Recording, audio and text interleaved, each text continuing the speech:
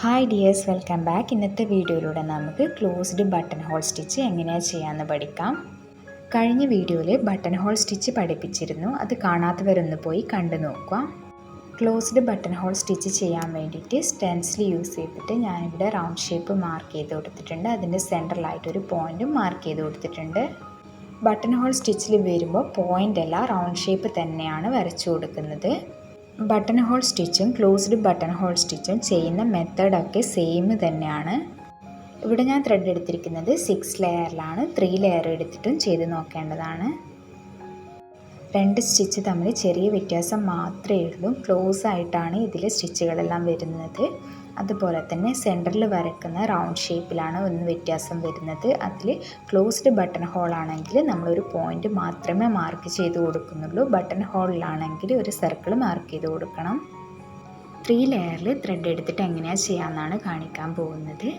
ഇതുപോലെ outer ലെയറിലൂടെ needle മുകളിലോട്ട് കൊണ്ടുവന്നിട്ട് സെൻറ്ററിൽ കാണുന്ന പോയിന്റിൽ കുത്തിയിട്ട് പിന്നെയും ഔട്ടറിലേക്ക് കുത്തി കൊടുക്കുകയാണ് ചെയ്യുന്നത്.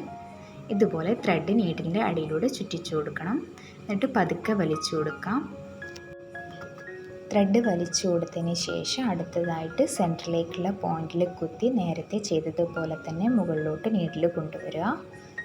ഒത്തിരി ഗ്യാപ്പില്ലാതെ വേണം നീഡിൽ കുത്തി കൊടുക്കാൻ വേണ്ടിയിട്ട്. അതിനുശേഷം നീഡിൽ ത്രെഡിൻ്റെ അടിയിലൂടെ ചുറ്റി കൊടുത്ത് പതുക്കെ വലിച്ചു കൊടുക്കാം. വലിക്കുന്ന സമയത്ത് ഇടത് സൈഡിലേക്ക് വലിക്കാൻ ശ്രദ്ധിക്കുക. അപ്പോൾ നമുക്ക് ഗ്യാപ്പില്ലാതെ കിട്ടും. ക്ലോത്ത് റൊട്ടേറ്റ് ചെയ്ത് ചെയ്ത് കൊടുത്തു കഴിഞ്ഞാൽ നമുക്ക് സിമ്പിളായിട്ട് ചെയ്യാൻ പറ്റും.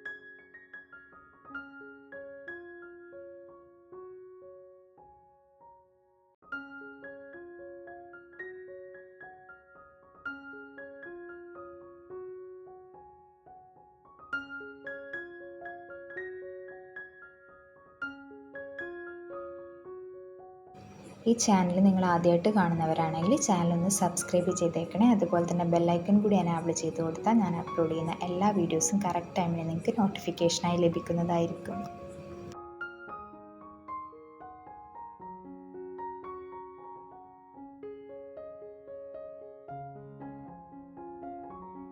ക്ലോസ്ഡ് ബട്ടൺ ഹോൾ സ്റ്റിച്ച് അങ്ങനെ ചെയ്ത് കഴിഞ്ഞിട്ടുണ്ട്. നിങ്ങൾ സ്റ്റിച്ച് ബോർഡിൽ ചെയ്യുന്ന സമയത്ത് 6 ലെയറിലും 3 ലെയറിലും ത്രെഡ് എടുത്തിട്ട് ചെയ്ത് നോക്കുക.